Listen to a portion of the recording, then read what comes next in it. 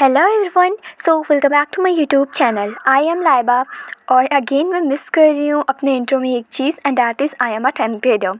सो yeah अभी मेरे boards ख़त्म हो गए हैं और आज का ये वीडियो है कुछ सजेशंस फॉर 10th ग्रेडर्स जो कि अभी अभी 10th में आए हैं और वो कंफ्यूज हैं कि उन्हें क्या करना चाहिए और क्या नहीं करना चाहिए।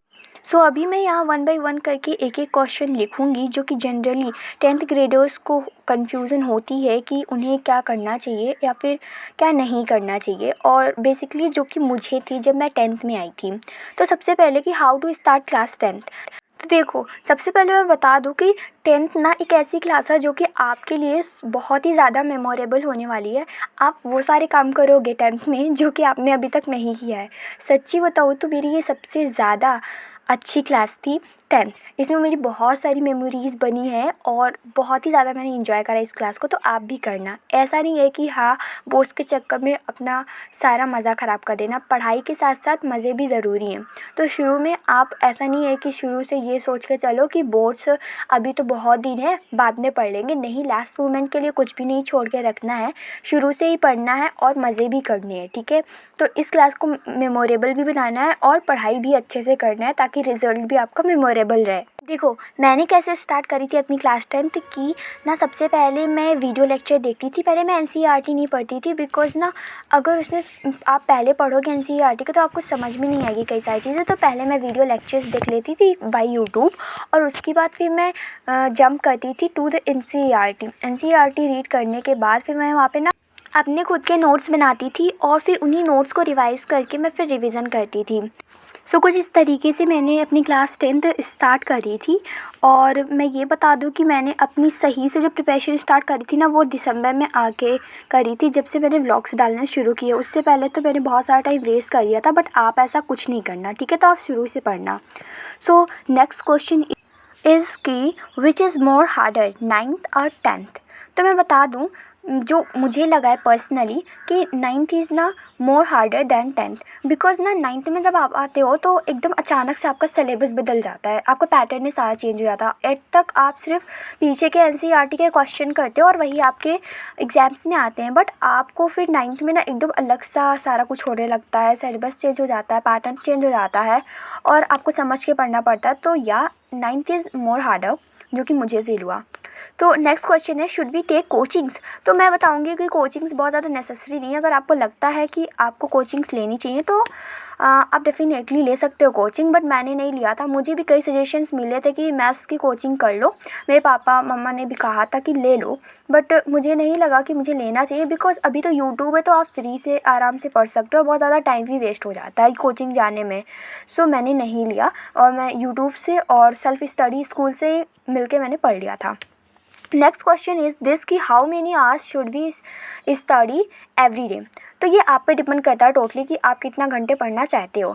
सो मैं बेसिकली 4 से 5 घंटे पढ़ लेती थी और वीकेंड्स पे लाइक सैटरडे या फिर संडे को जिस दिन मैं स्कूल नहीं जाती थी उस दिन मेरा ना 6 से 8 घंटे हो जाता। तो वो आप पे डिपेंड करता है कि आप कितना पढ़ना चाहते हो। और एक तो मैंने लेट स्टार्ट करा था तो मैं इतने घंटे पढ़ती थी। अगर आप शुरू से स्टार्ट करो तो आप 2 से 3 घंटे ही पढ़ के काम चला सकते हो, लेकिन आपको रेगुलरली पढ़नी है। ठीक है, तो आप कंसिस्टेंसी बना के रखना।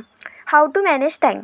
सो सबसे पहले आपको सब बहुत ज़्यादा ना हड़बड़ाहट में स्टार्ट नहीं करना, स्लोली स्लोली पढ़ना है, थोड़ा थोड़ा पढ़ना है। और आप ना थोड़ा सा टाइम अपनी फैमिली को ज़रूर दो, अपनी हॉबीज़ को दो।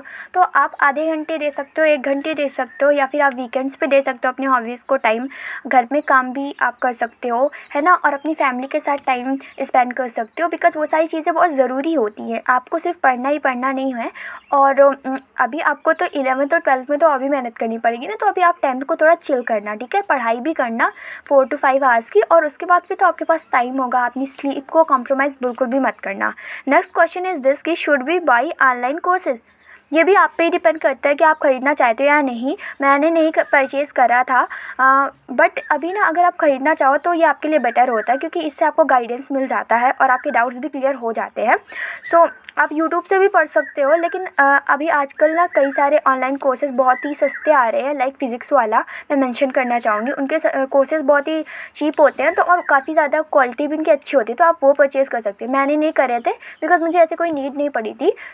सो ये आप पे डिपेंड करता है, आप ख़रीद भी सकते हो ऑनलाइन कोर्सेज़ या फिर आप फ्री यूट्यूब से भी पढ़ सकते हो, बिकॉज़ इस पे भी बहुत सारे कंटेंट अवेलेबल है और मैंने यूट्यूब से ही पढ़ाई करी थी। सो नेक्स्ट क्वेश्चन इज़ कि how to finish syllabus on time. तो देखो, आपको क्या करना है, लास्ट मोमेंट के लिए कुछ भी छोड़ के नहीं रखना है। आपको ना अपनी प्री बोर्ड से 1 महीने पहले आपको क्या करना है, अपना सिलेबस कंप्लीट कर लेना है और कुछ सैम्पल पेपर्स लगा लेने हैं प्री बोर्ड से पहले, ताकि आपके प्री बोर्ड्स में भी मार्क्स ना अच्छे आएँ। सो या आपको अपने प्री बोर्ड से 1 महीने पहले आपका सिलेबस जो है वो कंप्लीट कर लेना है। नेक्स्ट क्वेश्चन इज़ कि हाउ टू मेक नोट्स। आपके नोट्स ना एकदम स्ट्रिक्टली एनसीईआरटी को फॉलो करने चाहिए। मैं क्या करती थी, पहले मैं जो लेक्चर्स लेती थी उनमें भी टीचर पीछे स्लाइड्स लाते थे, तो उनसे मैं कुछ नोट्स करती थी जो कि मुझे लगता था इम्पॉर्टेंट है, और फिर मैं एनसीईआरटी पढ़ने के बाद ही नोट्स बनाती थी। उनका पहले मैं स्क्रीनशॉट ले लेती थी, उसके बाद फिर एनसीईआरटी पढ़ने के बाद फिर मैं एनसीईआरटी प्लस जो वीडियो लेक्चर्स होते थे उनके मिल के नोट बनाती थी, और मैं बहुत कंसाइज वे में नोट बनाती थी, ताकि मतलब कि बहुत ज़्यादा ऐसा ना हो कि बहुत ज़्यादा नोट्स है और आप लास्ट मोमेंट पे रिवाइज़ कर ही नहीं पा रहे। आपके 3 से 4 पेजेस में आए एक चैप्टर के, तो वो काफ़ी है, ठीक है। तो आप छोटे बनाना नोट्स, ठीक है, ताकि आप उसको लास्ट मोमेंट पे रिवाइज़ कर पाओ। नेक्स्ट क्वेश्चन इज़ कि should we buy reference books, और कब ख़रीदनी है। तो देखो, आप रेफरेंस बुक अक्टूबर नवंबर के टाइम ख़रीद सकते हो, जब आप अपना सिलेबस एनसीईआरटी वीडियो लेक्चर और नोट के साथ कंप्लीट कर चुके हो।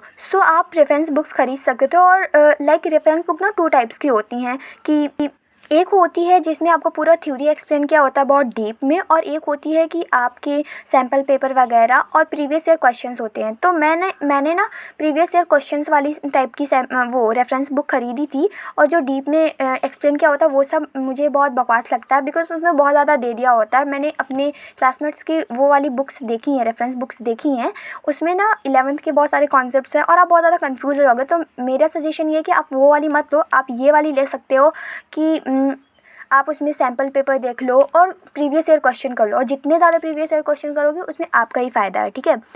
नेक्स्ट क्वेश्चन इज़ कि रिक्वायर्ड स्टेशनरी आइटम्स, कुछ पेपर और कुछ पन्ने, बस इतना ही। आपको बहुत ज़्यादा स्टेशनरी आइटम्स की ज़रूरत नहीं होती है। मेरे पास भी ना बस बेसिक स्टेशनरी आइटम्स थे, लाइक इरेजर, शार्पनर और स्केल, प्रोटेक्टर, पेंसिल और एक ब्लू ब्लैक पेन थी, और मतलब मैंने एक्स्ट्रा रखती थी ताकि ख़त्म हो जाए तो यूज़ कर सकूँ इमरजेंसी के लिए। और बस हाइलाइटर्स थे मेरे पास, ना ही स्टिकी नोट्स थे और ना ही और सारी चीज़ें थी, बस मेरे पास इतनी ही सामान थे और ज़्यादा कुछ नहीं था मेरे पास, ठीक है। तो आप भी यही सारे सामान लो, बहुत ज़्यादा स्टेशनरी आइटम्स की ज़रूरत नहीं होती आपकी।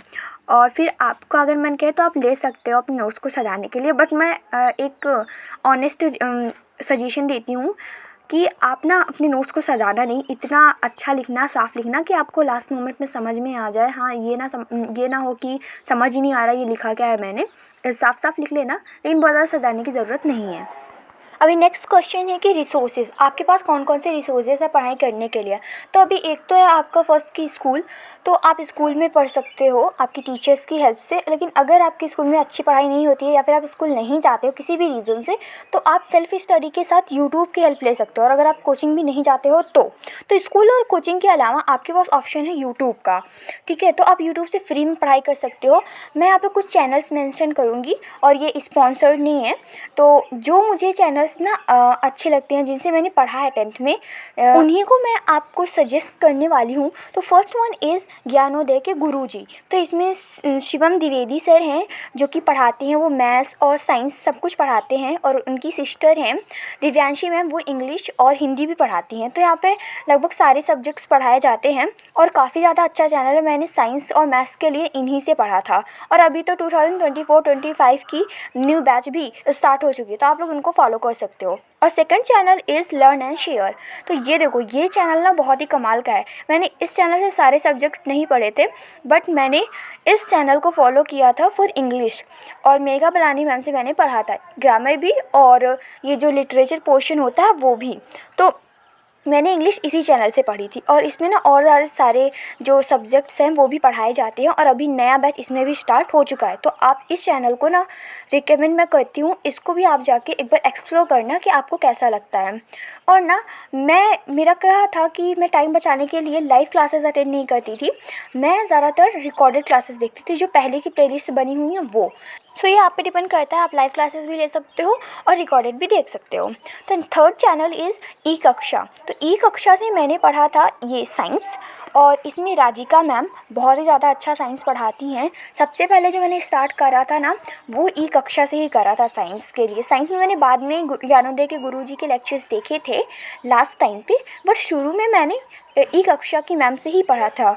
बेसिकली मैंने केमिस्ट्री और जो बायो है वो ये वाली मैम से पढ़ा था। यहाँ पे एक प्लेलिस्ट थी specific school after school program, उसी से मैंने पढ़ा था। इसमें एनसीईआरटी के एक्सरसाइजेस भी करवा के रखी थी मैम ने। फिज़िक्स के लिए मैंने ये वाली मैम को फॉलो नहीं करा था, मैंने फ़िज़िक्स के लिए डाउटनट की रुचि मैम को फॉलो किया था, वो काफ़ी अच्छे से मैथ पढ़ाती हैं। और लास्ट में मैंने जो क्वेश्चन प्रैक्टिस करी थी वो ज्ञानोदय के गुरुजी के चैनल से करी थी, वो काफ़ी अच्छा पढ़ाते हैं। सो मैंने लास्ट में ज़्यादातर चैनल जो फॉलो किया था वो थे ज्ञानोदय के गुरुजी। तो नेक्स्ट चैनल है फॉर उर्दू।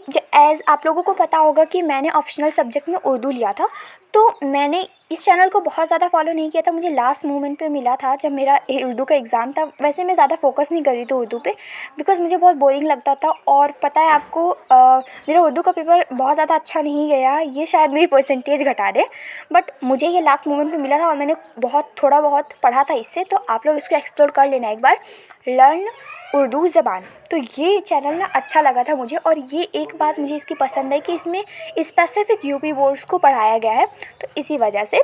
तो आप इसको एक बार चेक कर लेना, मैंने बहुत ज़्यादा इसको रेफ़र नहीं किया था। और मैं उर्दू पे टोटली डिपेंड थी अपने स्कूल टीचर पे, जो कि काफ़ी अच्छा पढ़ाती थी। और उसके बाद है नेक्स्ट फॉर हिंदी, और ये चैनल ना डेडिकेटेड है सिर्फ हिंदी को। यहाँ पे 9th 10th 11th 12th सभी क्लासेस की हिंदी बहुत ही अच्छे तरीके से पढ़ाई जाती है, और हिंदी के लिए मैंने इसी चैनल को फॉलो किया था। और ये है ज्ञान सिंधु कोचिंग क्लासेस, और इसमें अरुणेश सर बहुत ही अच्छी हिंदी पढ़ाते हैं, और वो तो ना सभी चीज़ें गा गा के पढ़ाते हैं, तो आपको याद भी हो जाते हैं बहुत सारी चीज़ें जो याद करने वाली होती हैं। तो काफ़ी अच्छी हिंदी पढ़ाते हैं, इनको बहुत ज़्यादा डीप नॉलेज है इस सब्जेक्ट में, और ग्रामर तो बहुत ही अच्छे से पढ़ाते हैं। और यहाँ पे एक स्पेसिफिक प्लेलिस्ट भी बनी हुई है, तो मैंने उसी को फॉलो किया था 2023-2024 के लिए। तो शायद अभी 2024-2025 के लिए भी आए, तो आप लोग वो चेक कर लेना। तो ये सारे 5 चैनल्स थे जिन्हें मैंने फॉलो किया था। आप लोग और भी एक्सप्लोर कर लेना पहले, स्टार्ट करने से पहले। और एक बात ध्यान रखना कि बार बार चैनल ना चेंज नहीं करना कि हाँ तुम्हें ये वाले टीचर से पढ़ना है, वो वाले टीचर से पढ़ना है, एक ही टीचर पे फिक्स रहना, ठीक है। जो वो करवाए वही करना, ठीक है। और सेल्फ स्टडी को ज़्यादा टाइम देना। तो ये सारी टिप्स थी जो आप लोगों को फॉलो करनी है। मैंने अपने हिसाब से अपने पर्सपेक्टिव से बता दिया आप लोगों को जो सही लगे वो कर लेना। सो अभी मैं बहुत ज़्यादा एक्सपीरियंस तो नहीं हूँ, बट या मुझे जो एक्सपीरियंस मिला है क्लास 10th में मैंने वो आप लोगों के साथ शेयर किया है, ठीक है। तो आई होप कि इस वीडियो ने आप लोगों की बहुत सारी हेल्प करी होगी। मैंने मोस्टली सारे क्वेश्चंस इस वीडियो में कवर कर लिए हैं जो कि आपके डाउट्स हो सकते हैं रिगार्डिंग क्लास 10th। सो ये थी आज की वीडियो, आई होप कि आप लोगों ने इन्जॉय किया होगा। और हाँ, एक बात ये याद रखना कि इस क्लास में बहुत सारी मेमोरीज़ बनाना, क्योंकि ये क्लास आपके लाइफ की सबसे बेस्ट क्लास होने वाली है, और अपने रिजल्ट्स को रुइन नहीं करना। Enjoy your journey, best of luck.